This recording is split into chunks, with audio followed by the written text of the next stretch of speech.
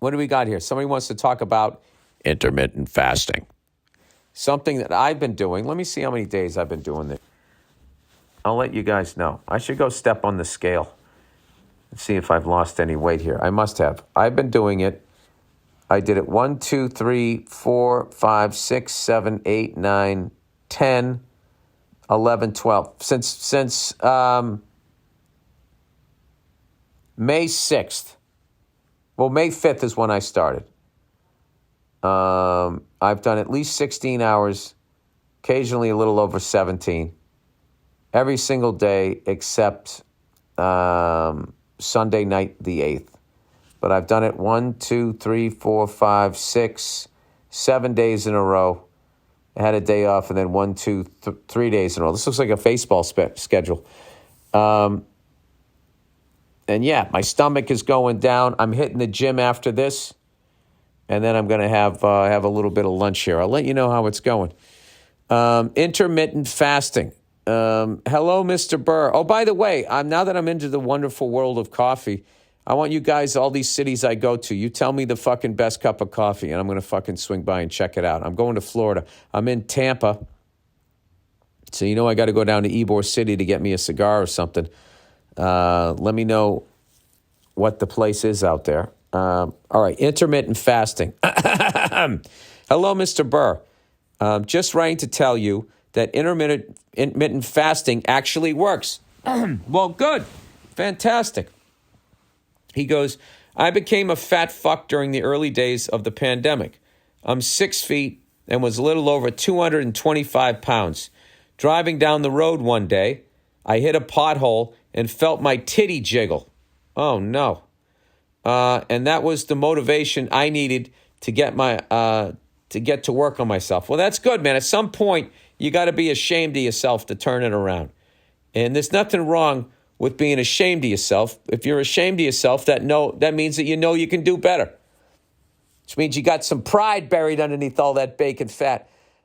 Started running until gyms open and then got into cardio and weights. No matter what, I couldn't get under 208 pounds. Then I tried intermittent fasting. And from August to my birthday in late November, the pounds melted off me. My goal was to be under 190 pounds by my birthday on November 25th, and I hit my goal, weighing in at 189.4 pounds. That's fucking awesome. He goes, I did 17 hours no eating and 7 hours eating. During the 17 hours with no calories, it was all water or tea. I was determined and got her done. At 42 years old, I'm healthier than ever I've ever been, and never going back to being jiggly tits. Yeah, and you drive a truck too, man. So, I mean, that's obviously a lot of sitting down and not, eating well. I remember when I was living the life of a trucker, when I was doing college gigs and all that, my go-to place was fucking Subway. I told you all that shit. I get a large stack of pancakes and try to go the whole fucking day, and then I get a 6-inch Subway sandwich at the end of the day. And hopefully this college paid me. Anyway, can't wait to see your shows in Toronto in August, in Windsor in October, and really hope my Leafs don't crap out yet again. My heart can't take much more of their shenanigans. That's awesome, man. I'm hoping this intermittent fasting is going to get me down to my goal of $172 in and around my birthday. I think I waited too long. I don't know. We'll see. We'll see where I'm at. I'll keep you guys posted.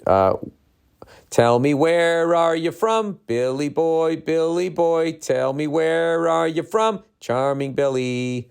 What song is that? He's a young boy that wants to go scouting like a scout. All right. Where are you from, Bill? Hey, Billy boy, O.D. O.D.? That's O-D-E-E. Not sure if you saw it floating around Twitter, but there was an article written by a guy who said it's racist when people ask where he's from. Why? I ask people where they're from all the time if they have an accent, because the rest of the world interests me. Anyways, he says, I'm a Pakistani-born American, and I drive Uber/Lyft and anything else they'll let me. I love it when people ask me where I'm from because it makes me and my country more human to them. How many Pakistani people do you know? One. And then there's a couple others that I might know, but I'm not going to ask them what they are, because then if they're Indian or they're not Pakistani, you guys are like fucking, Michigan and Ohio State. I don't want to start that shit up. And you're in a fairly diverse city. Exactly, Bill. Probably only a few, if any. So that's why I love it. I don't like how you just fucking assume that shit. Even though you were right. Sometimes I just say one of those countries that gets bombed a lot. Some laugh, some apologize on behalf of their army. So we're not bombing you guys. I thought that was India. I don't want to start it up. I know you guys are. Problem is people in Pakistan and India, they're Led Zeppelin fans, all right? And then Zeppelin wrote that song, Kashmir, and then that just started the whole shit up again. As far as I know, that's what's going on over there. So I say, ask me where I'm from, and don't worry about the occasional insecure guy who doesn't like to hear it.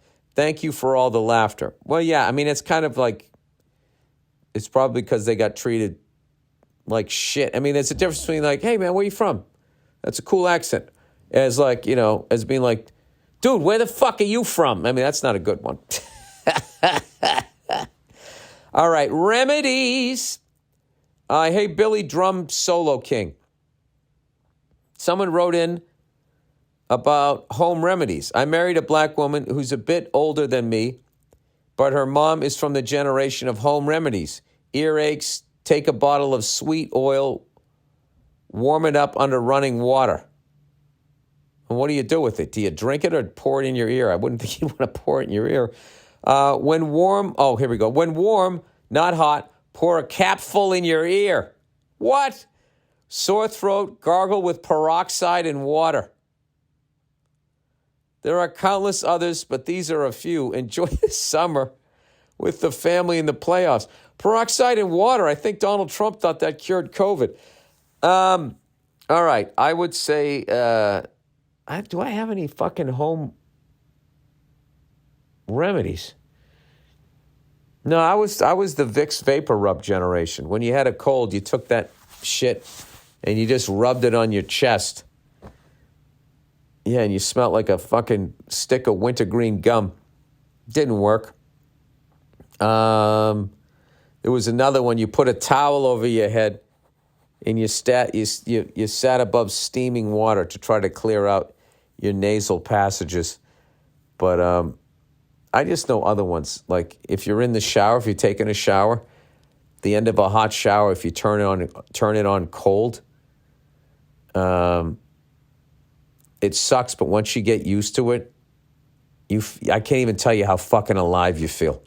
I know a hot shower is great, but I'm telling you, when you go the other way at the end of it, there's something about it. It fucking gives you a jolt of adrenaline. I feel way more awake when I do it. But please keep the home remedies coming here. I would love one when you get a sore throat from screaming shit jokes. Mexican hiccup remedies. Hey there, Billy Burrito. Recently, a listener emailed you talking about old family remedies and reminded me of one that I still hold true to this day. It was passed down to me by my mother and to her mother and so on. First of all, I was born and raised in Mexico, and I now live in Miami. You know what's funny? There's a farmer that I'm following growing his own food on Instagram. I'll tweet it out. You guys should check it out. It's inspiring me to, I always wanted to have like a home garden. I mean, I've had like, tomato plants out here and stuff like that, but to have like, like lettuce and all of that type of stuff. Because they're saying once again, they're changing the laws so they don't have to write GMOs when they're in your food or whatever. If you give a fuck about something like that. It's interesting. Anyway, first of all, I was born and raised in Mexico and I now live in Miami. My mom's side of the family is completely Mexican. And as I'm sure you know, us Mexican love limes. And we also love drinking. I mean, what's to hate about that? So the remedy is for the hiccups. It works 100% of the time if you help it a bit. What? What do you mean help it? Okay, when you have the hiccups, get a lime, slice it in half, grab one half and pour some in Worcestershire sauce on it. Had to Google how to spell that. In Mexico, we call it salsa inglesa, English sauce. Oh, all right. And then just bite into the half lime with the Worcestershire sauce on it. It's going to be super sour and intense, but all that flavor sort of shocks your body and it will sort of forget about the hiccups. So you scare yourself with flavor. Just bite into the lime and swallow all the lime juice with the Worcestershire sauce on it. You might get the need to hiccup again, but just fight it a bit and your hiccups will be gone. I do this whenever I have the hiccups and it's never failed me. That's fucking wild. I want to keep exploring this because I know somebody's going to have like some fucking cures that work. This is like conspiracy theory. Then who knows? Maybe you don't have to go to the CVS in Fresno where they have the funny tasting fucking, the funny tasting fucking vitamin C gummies.